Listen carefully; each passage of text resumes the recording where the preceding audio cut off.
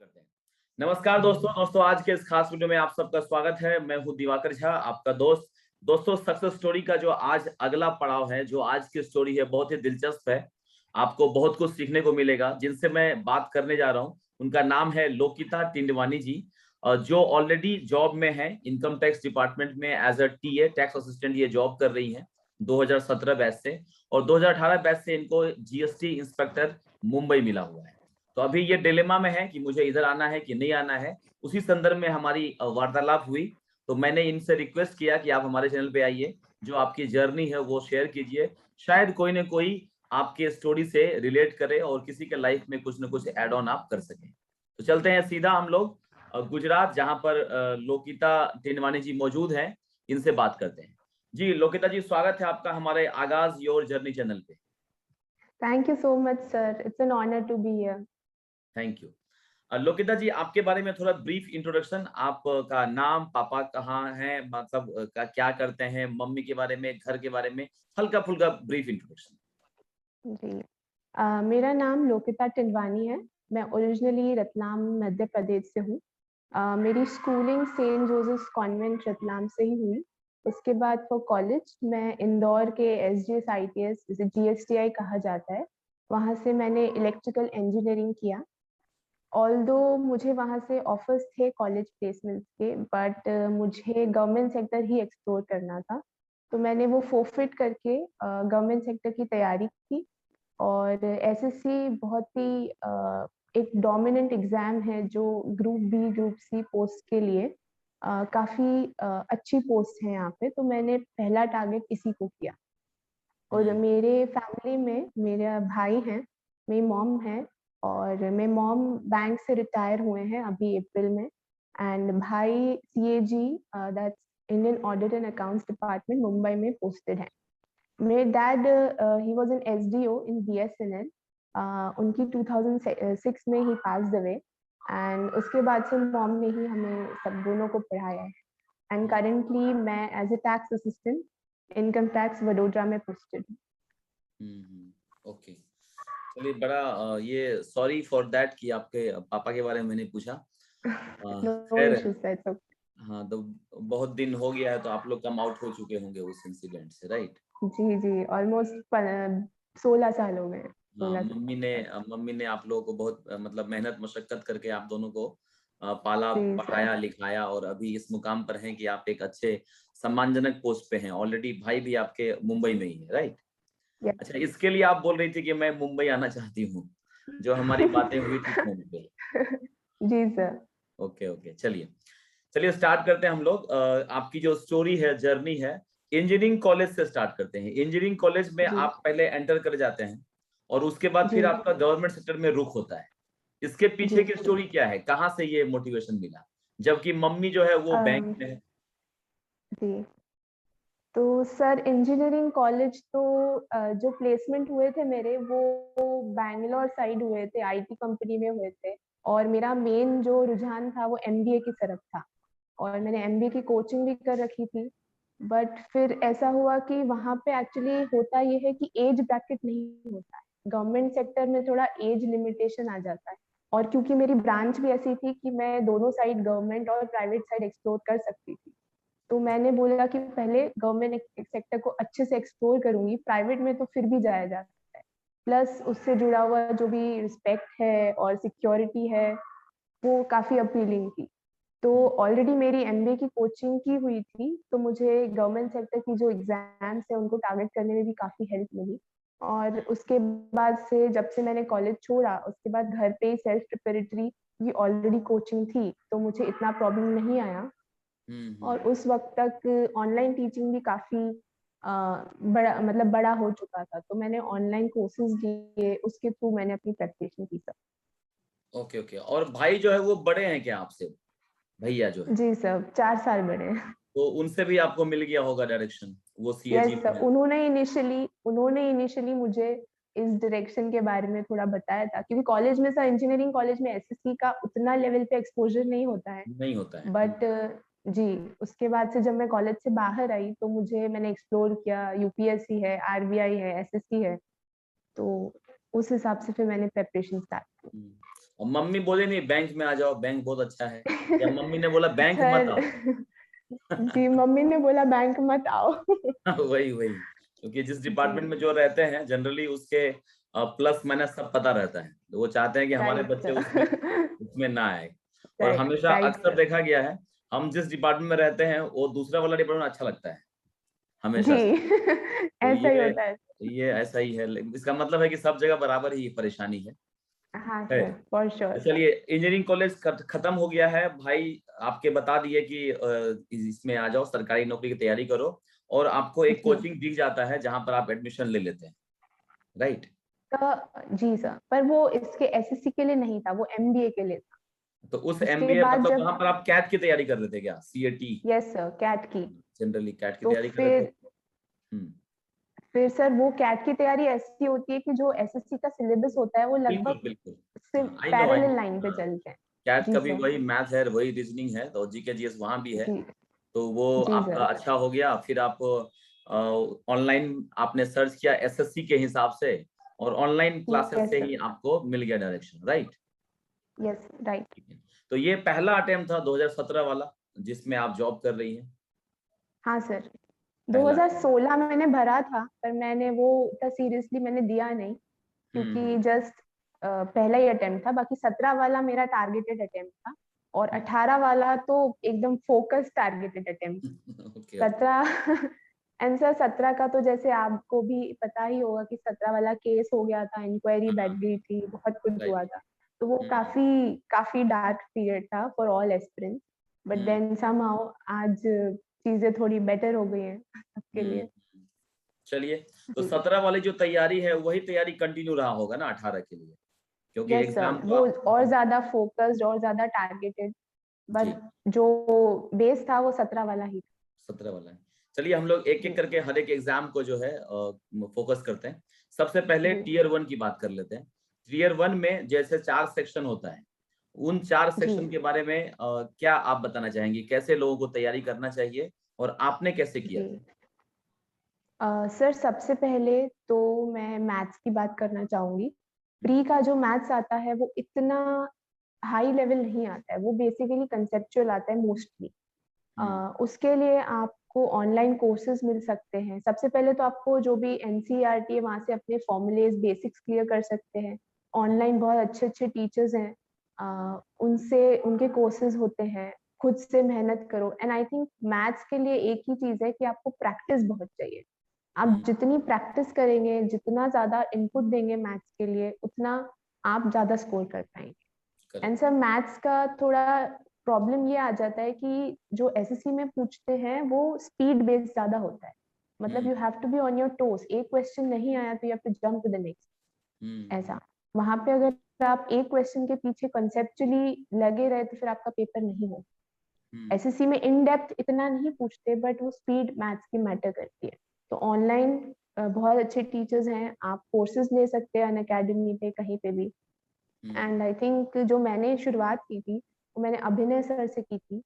फिर ओके। वहां से मेरे जब फंडामेंटल्स क्लियर हुए तो फिर मैंने रेमो सर का कोर्स लिया था। तो हम्म उससे आई थिंक मैथ्स मोर और लेस कवर हो गया प्री के लिए। हम्म। उसके बाद अगर मैं बात करूँ जीके की, जो कि आई थिंक 2017 के जीके की वजह से ही मेरा प्री क्लियर हो पाया था, अच्छा, ओके। जो आ गए थे पेपर हम्म। में। तो उस वजह से जीके के लिए आप लूसेंट पढ़ सकते हैं। हम्म उसके बाद ऑनलाइन स्टडी आईक्यू की करंट अफेयर्स के वीडियोस होते हैं, वो बहुत हेल्पफुल है, not just for SSC but कोई भी एग्जाम के लिए अगर आप टारगेट कर रहे हैं। हम्म एंड उसके बाद न्यूज़पेपर पढ़ सकते हैं, बट न्यूज़पेपर में सर एक प्रॉब्लम आती है कि इतना टारगेटेड न्यूज़ होता नहीं है। इसलिए हम्म आई प्रेफर कि जो करंट अफेयर्स के वीडियोस हैं या जो पीडीएफ होते हैं ऑनलाइन अवेलेबल, वो पढ़ना चाहिए। हम्म। मूविंग ऑन रीजनिंग के लिए सर इतना कुछ जरूरत नहीं है आपके लिए। जो पुराने पेपर्स होते हैं वो ही एक बार अच्छे से गो थ्रू कर लीजिए। उसमें अगर कोई टॉपिक समझ नहीं आ रहा है तो उसका पर्टिकुलर वीडियो सर्च करके आप यूट्यूब से ही पढ़ सकते हैं easily. Hmm. And sir last was English. English पहले 2015 तक थोड़ा आता था, लेवल आता था कि आप स्कोर कर सकते हैं। बट हम्म अब इट्स मोर और लेस ठीक है, थोड़ा बहुत भी आता है तो आप इंग्लिश के लिए यू विल सेल थ्रू, इतना कुछ प्रॉब्लम नहीं आता है। इंग्लिश के जो बेसिक पुराने क्वेश्चन पेपर्स की आती हैं, जो ग्रामर की बुक्स आती है एनसीईआरटी की, वो एक बार आप गो थ्रू कर लेंगे तो इट्स सफिशिएंट। ठीक है। जी सर, टीयर वन, प्री के लिए टीयर इतना वन में जी। आपके 18 वाले में कितने नंबर हैं? 2018 वाले टीयर वन में? सर 2018 में मेरे थे 194 या 195। 194। 17 में कम हो गया, जी पहले हाँ कम सर, था। क्योंकि मेरे पेपर में टेक्निकल ग्लिचेस आ गए थे, मशीन बंद हो गया था, सब कुछ हो अरे गया वाह, था ये प्री सब में। कब हुआ? 17 में हुआ था? सिस्टम चल रहा था 16-17 में, पहले ऑफलाइन होते थे तो हम्म। उसमें बहुत प्रॉब्लम आई थी, तो कहीं तो उसी वो के कारण तो समहाउ नहीं, निकल गया। उसी कारण तो नहीं इस वजह से आप टीए पे आ गए? जी सर, ऐसा ही ऐसा, समझ लीजिए, यही हुआ था। ये भी दोस्तों, ये भी एक बैड लक होता है, आप समझिएगा कि सब कुछ आपके हाथ में नहीं होता है। आपका भाग्य, जी बोलते हैं ना कि भाग्य कभी कभी जो है वो आपको परीक्षा देना, मतलब दिलवाता है। तो यही चीज यस इनके सर। साथ हुई है, लोकिता जी के साथ। इनका 2017 में एग्जाम के समय में कंप्यूटर ने धोखा दिया, जिसके कारण ये इंस्पेक्टर से सीधा टीए पे आ गई। खैर, कम से कम जॉब तो मिल गई, ये रहा। जी सर, एंड सर तो होम स्टेट बहुत इम्पोर्टेंट होता है, तो होम स्टेट में जॉब मिल गई तो आई फील रियली लकी। हाँ, खास करके आप हैं अहमदाबाद में तो अच्छा ही है। खैर चलिए, जी अब सर। स्टार्ट करते हैं हम लोग टीयर टू की। खास करके जो लोग 2020 का टीयर वन दिए हुए हैं, वो लोग वेट कर रहे जी हैं कि अभी हम लोग टीयर टू के लिए 2-3 महीना समय है उनके पास। आपने कैसे तैयारी किया था और उनको कैसे करना चाहिए, दोनों बातें। जी सर, पहली बात तो मैथ्स जो टियर 2 का होता है, वो मेरे हिसाब से, I might be wrong, SSC का सबसे इम्पोर्टेंट है। तो सर टियर 2 के बारे में मैं बता रही थी कि जो भी तैयारी करते हैं वो मैथ्स और इंग्लिश की होती है।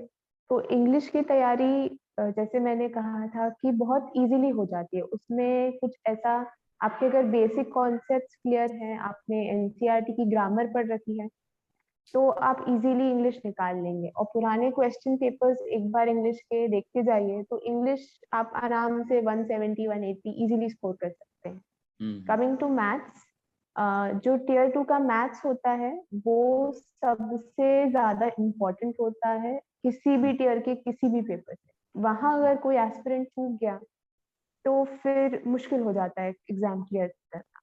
टियर 2 के मैथ्स के लिए सबसे पहले आपको एनसीईआरटी के फंडामेंटल्स क्लियर करने पड़ते हैं, क्योंकि उसी पे बेस पेपर आता है। And on top of that, जैसे मैंने इनिशियली जो कोर्सेज लिए थे अभिनय सर के, उनसे मेरा फंडामेंटल्स बिल्ड हुए। देन उसके बाद जब मेरे वो क्लियर हो गए, उस पर स्पीड आ गई, तो फिर मैंने रैमो सर का कोर्सेज दिए, मैंने अन अकेडमी के कोर्सेज दिए।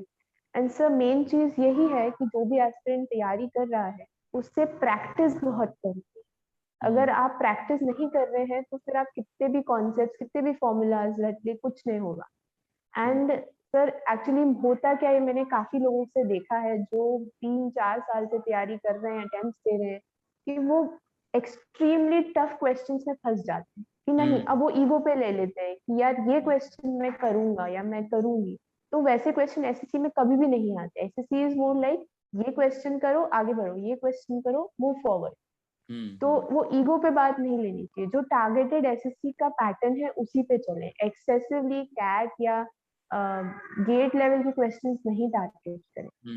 Coming back to mock test, ये काफी बार मुझसे पूछा भी गया है, इनफैक्ट मैंने भी लोगों से पूछा था जब मैं तैयारी कर रही थी कि how helpful are the mock test. तो मेरे हिसाब से जो मैंने फील किया थ्रू आउट माई जर्नी, कि मॉक टेस्ट सिर्फ माहौल के लिए होते हैं, क्योंकि जनरली जो क्वेश्चंस होते हैं वो रेलेवेंट नहीं होते हैं। मॉक टेस्ट क्योंकि हम लोग लाइक सिर्फ पढ़ाई तो सही नहीं रखनी है, हमें हमारा टेम्परामेंट भी सही रखना है। तो हम जब एग्जामिनेशन हॉल में जाते हैं, वी आर वेरी एंशियस, हम पे प्रेशर होता है और हम ढंग से सोए नहीं होते हैं, बहुत सारी चीजें होती हैं। तो उस माहौल को एक्सपीरियंस करने के लिए, उसका एक सेट ऑफ, कि उससे यूज टू होने के लिए आप कोई भी मॉक टेस्ट लगा सकते हैं। और फिर जहां आपको लग रहा है मॉक टेस्ट करने के बाद वो जहाँ पे आप चूके हो, जहाँ पे आपकी, जिस फॉर इंस्टेंस ट्रिग्नोमेट्री में बहुत गलतियां होंगी, तो आपको वो टॉपिक उठा के उस टॉपिक पे जो आपकी रेगुलर स्टडी मटेरियल है उससे पढ़ना चाहिए। तो वो एनालिसिस भी उतनी ही जरूरी है जितना मॉक टेस्ट देना जरूरी है। बिल्कुल बिल्कुल। एंड इतना कुछ करने के बाद आई थिंक फिर आप, you are more than prepared कि आप टियर 2 अटेम्प्ट कर सकते हैं। तो टीयर 1 में मॉक टेस्ट नहीं लगाया आपने, राइट? सर 1 या 2 लगाए हुए, क्योंकि वो ज्यादा 1 नहीं। घंटे का पेपर होता है।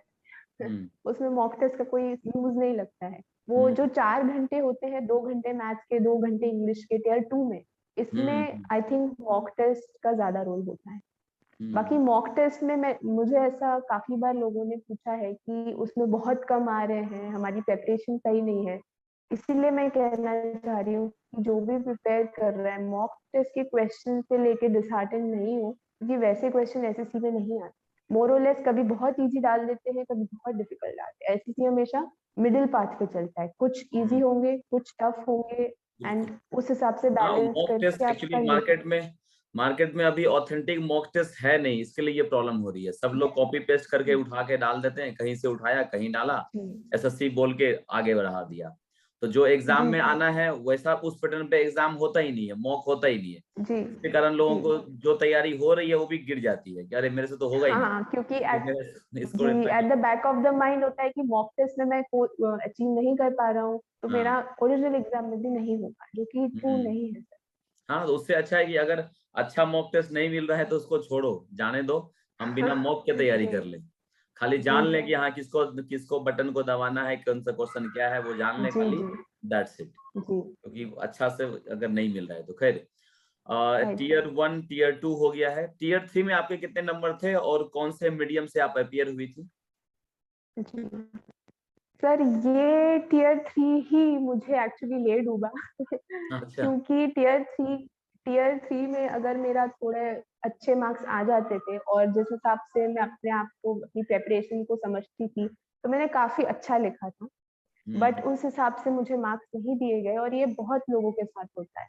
इसलिए हम्म टीयर 3 को कभी भी दिल पे नहीं लेना चाहिए। आप हम्म प्रिपेयर करें, जनरल जो गवर्नमेंट की स्कीम्स हैं, जो प्रोजेक्ट्स चल रहे हैं, जो रेलेवेंट टॉपिक्स है, जैसे टेररिज्म हुआ, या किसी भी कोई नया असेसमेंट आया है, कोई एनवायरमेंटल इम्पैक्ट पे कुछ हो, तो वो सब आपको at the back of the mind होना चाहिए कि जब पेपर आए, क्योंकि वहां पे सीजीएल में पर्टिकुलरली देखा गया है कि ऐसे डायरेक्ट टॉपिक नहीं आता है कि सपोज प्रधानमंत्री उज्ज्वला योजना पे ऐसे नहीं आएगा, तो आपको आएगा कि उज्ज्वला योजना कहाँ तक सक्सेसफुल रही है, या उसके बारे में आप रूरल इंडिया पे क्या आपके विचार हैं, एनालिटिकल वैसे रहेगा। रिलेट करके आते हैं।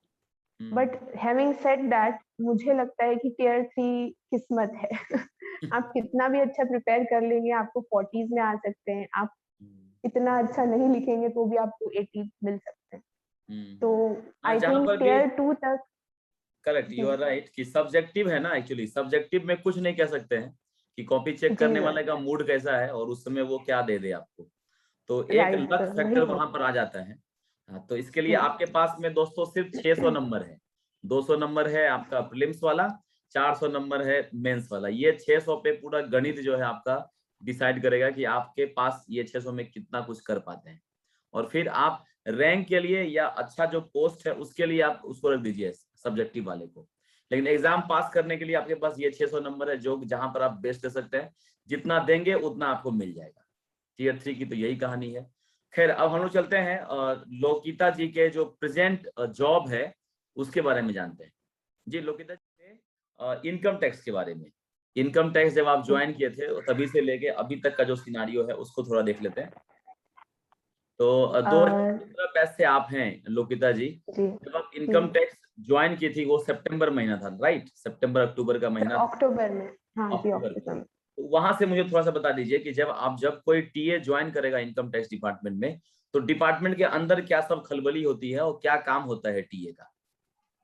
अच्छा, सर टीए जो पोस्ट है, वो इनकम टैक्स में आपकी एंट्री लेवल पोस्ट ही मानी जाती है।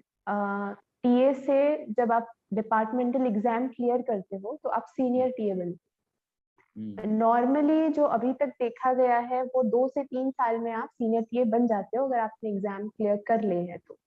उसके हम्म बाद senior TA to inspector zone wise अलग अलग चलता है, कहीं 4 साल है, कहीं 5 साल है। हम्म लेकिन अब जो सर सीन बन रहा है इनकम टैक्स में, वो थोड़ा थोड़ा डाइसी है। जैसे हमने देखा है कि एक्साइज में टीए टू सीनियर टीए शायद 10 साल लगते हैं, 10 साल है, I am right. Not wrong. तो तो वो मतलब अभी श्योर नहीं है, अभी कुछ किसी को कुछ पता नहीं है। आप यूनियन से बात करेंगे, आप किसी से भी बात करेंगे इनकम टैक्स में, वो अपना एक टाइम फ्रेम बताएगा कि from TA to senior T आपको टीए टू सीनियर टी आपको 10 साल लगेंगे, टीए टू इंस्पेक्टर आपको 15 साल लगेंगे, कोई बोलेगा 8 साल लगेंगे। तो सर करेंटली कुछ भी क्लियर नहीं है, बट चांसेस ये है, मैं अगेन कहूंगी चांसेस है कि आप सीनियर टीए अगर आप ऑलरेडी हैं ज्वाइन, तो सीनियर टीए आप जल्दी बन जाएंगे। पर टीए टू इंस्पेक्टर थोड़ा डार्क फ्यूचर है। एंड सर इनकम टैक्स में एक टीए का काम जो होता है वो मोरलेस एक्साइज से सिमिलर ही होता है। उनको सॉर्टिंग का काम होता है, उनको फाइलिंग होता है, इंस्पेक्टर्स को असिस्ट करेंगे आप, अपने जो बॉसेस हैं एसीआईटी डीसी सर उनको असिस्ट करेंगे। एंड इनफैक्ट सर वो आपकी पोस्ट से रेलेवेंस उसका नहीं होता है, आप कितने केपेबल हैं, क्योंकि हमारे यहाँ पे ऐसे भी हैं जो एमटीएस में ज्वाइन किए हैं एंड वो इंस्पेक्टर लेवल पे काम कर रहे हैं। तो जैसे आप केपेबल होंगे वैसे आपको वहाँ काम दिया जाएगा। बहुत अच्छा जॉब मैं समझती हूँ इसे। बट अगर इससे कोई बेटर आपके पास प्रोस्पेक्ट है तो उससे डेफिनेटली सोचना चाहिए, क्योंकि प्रमोशंस यहाँ पे थोड़े अभी स्लो हो गए हैं सर। हाँ, अगर न्यू आरआर अप्लाई हो जाता है, इम्प्लीमेंट हो जाता है, तो फिर जो है स्थिति थोड़ी सी डार्क हो जाएगी पहले से। Yes sir. दैट्स व्हाई आप चाहती हैं कि इसको छोड़ के अपना जीएसटी इंस्पेक्टर बन जाए, जी मुंबई आ जाए, जी जहां पर जी कम से सर। कम 2-3 साल में आप 4800 ग्रेड पे पहुंच सकती हैं, गजटेड पोस्ट पे पहुंच सकती हैं, जबकि यस सर, वहां पर फिंगर्स आप, क्रॉस्ड। हाँ वहां पर लास्ट तक जो है आप मतलब पता नहीं बन पाएंगे कि नहीं बन पाएंगे 4800 तक जाते जाते। जी सर। खैर। सर मोस्टली सिनेरियो यही होगा कि आईटीओ लेवल पे जो एक्साइज में सुपरिटेंडेंट्स होते हैं उस हम्म लेवल पे ही रिटायर हो पाएंगे, या मैक्स टू मैक्स एसीआईटी बन के रिटायर हो। हम्म उससे आगे कुछ फ्यूचर नहीं है। हम्म। चलिए, ठीक है। एक एक संदेश, खैर उससे पहले मैं अपने बारे में बता देता हूँ कि हमारा जो जी आगाज योर जर्नी है इसके बारे में कैसे पता चला और कौन सा वीडियो से आप जुड़ पाई। जी सर, आगाज योर जर्नी में आपका जो चैनल है वो मैं काफी पहले से फॉलो करती आ रही हूँ। यूट्यूब में जो थंबनेल्स होते हैं जो भी रेलेवेंट एग्जाम्स रिलेटेड, उससे भी पता चला था, प्लस जो आप अपने टेलीग्राम के थ्रू पता चला।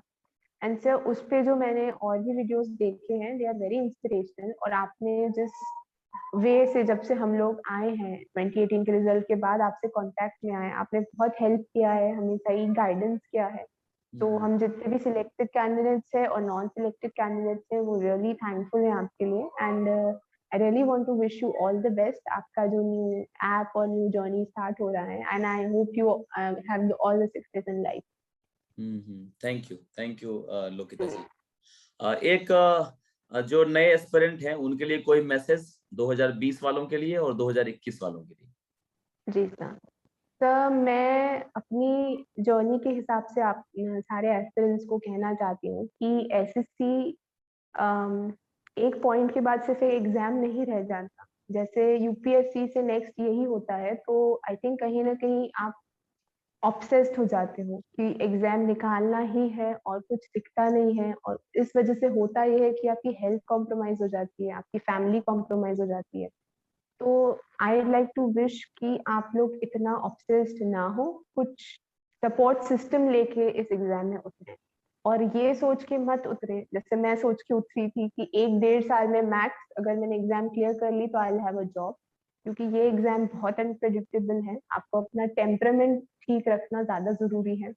आप एक सपोर्ट सिस्टम के साथ आए, किसी और पैशन के साथ आए, ताकि ये जो प्रेशर बिल्डअप होता है एग्जाम, क्योंकि आप पढ़ लेंगे, एस्पिरेंट्स पढ़ लेते हैं no doubt, blood sweat everything they pour into it, but अगर एग्जाम ही सही तरीके से नहीं होगा तो फिर there is a very high chance कि आप थोड़ा मेंटली अपसेट हो सकते हैं। क्योंकि मैंने कई लोगों को देखा है जो ये एग्जाम का प्रेशर नहीं झेल पाते। तो आप इस एग्जाम की प्रिपरेशन के लिए उतर रहे हैं तो उस माइंडसेट के लिए उतरे कि किसी भी चीज को आप फेस कर सकते हैं। एक सपोर्ट सिस्टम रखें, और किसी भी तरह से वो जो स्ट्रेस बिल्डअप होता है, चाहे आप म्यूजिक में जाएं, किसी एक्सरसाइज करे, कुछ भी करे, बट उस स्ट्रेस को निकालते रहिए on a daily basis. And अगर ये रहेगा और फोकस स्टडीज रहेंगे तो you will sail through and have a job in no time. बिल्कुल। चलिए, बहुत अच्छा लगा लोकिता जी आपसे बात करके। ये जो लास्ट में दोस्तों इन्होंने बताया है वो बहुत बहुत बहुत इंपॉर्टेंट है, क्योंकि बहुत लोग मेरे से सिर्फ इसलिए बात करते हैं कि सर आज बहुत टेंशन लग रहा है।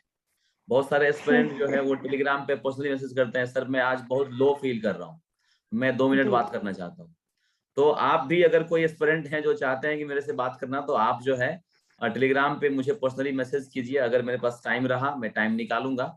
तो ऐसे लोगों से मैं बात करता हूँ जब भी समय मिलता रहता है। तो ये बहुत इंपॉर्टेंट है। एग्जाम में आप तैयारी करते हैं तो अप्स डाउन वो चलता रहेगा, ऊपर नीचे होता रहेगा। आपको डिप्रेस नहीं होना है, जैसा लोकिता जी ने बताया है। आप एक्सरसाइज कीजिए, योगा कीजिए, म्यूजिक सुनिए, कुछ ना कुछ करके दिमाग को डाइवर्ट कीजिए। और एक साइड में ऑप्शन जरूर रखिए, क्योंकि वो लाइन भी बहुत अच्छी लगी मुझे कि सिर्फ एसएससी के भरोसे मत रहिए, क्योंकि यहाँ पर सब कुछ आपके ऊपर डिपेंड नहीं कर रहा है। सिस्टम है, सिस्टम अपने अनुसार काम करेगा। जैसे ये आई थी 1-1.5 साल के लिए, लेकिन 4 साल 5 साल लग गया। तो जो लास्ट जॉब इनको मिल रही है वो लगभग 5 साल हो जाएगा। तो ये होता रहेगा। इसमें इनकी गलती है क्या? नहीं। किसकी गलती है? सिस्टम की। कुछ कर सकते हैं क्या? बिल्कुल नहीं। तो क्या कर सकते हैं? अपने आप को संभालना है और एक ऑप्शन लेके चलना है। जनरली लोकिता जी मैं बताता हूँ बच्चों को कि आप क्या कीजिए, एसएससी, बैंकिंग और रेलवे, ये तीनों एग्जाम का सिलेबस सेम है। हालांकि क्वेश्चन अलग अलग है, लेकिन आप अगर टॉपिक उस ढंग से पढ़ लेते हैं तो फिर आप इस तरह से कैपेबल रहते हैं कि आप रेलवे भी निकाल लेते हैं, बैंकिंग के लिए भी आप एलिजिबल रहते हैं, और एसएससी भी आपका क्लियर होता है। जो कि बहुत लोगों ने ऐसा किया है। मैं जो बहुत लोगों का इंटरव्यू लेता हूँ, तो किसी किसी के पास ना 2-3 जॉब रहता है, उसके पास ऑप्शन रहता है कि मैं बैंक ज्वाइन करूं या एसएससी ज्वाइन करूं। ऐसे भी लोग हैं। सर इनफैक्ट मेरा भी बैंक निकल गया था बट मुझे जाना नहीं था, तो ओके मैंने फिर वेट किया कि इनकम टैक्स की ज्वाइनिंग आए। ओके ओके, हाँ वही ना। तो इस हिसाब से तैयारी आप लोगों को भी दोस्तों करनी है कि सिर्फ एसएससी के भरोसे ना रहे। चलिए, बहुत अच्छा जी लगा लोकिता जी आपसे बात करके। Thank you very much. आप जी सर, आइए, मुंबई आइए। Likewise thank you for giving me the Mumbai, opportunity. जी जी, thank you Lokita ji, thank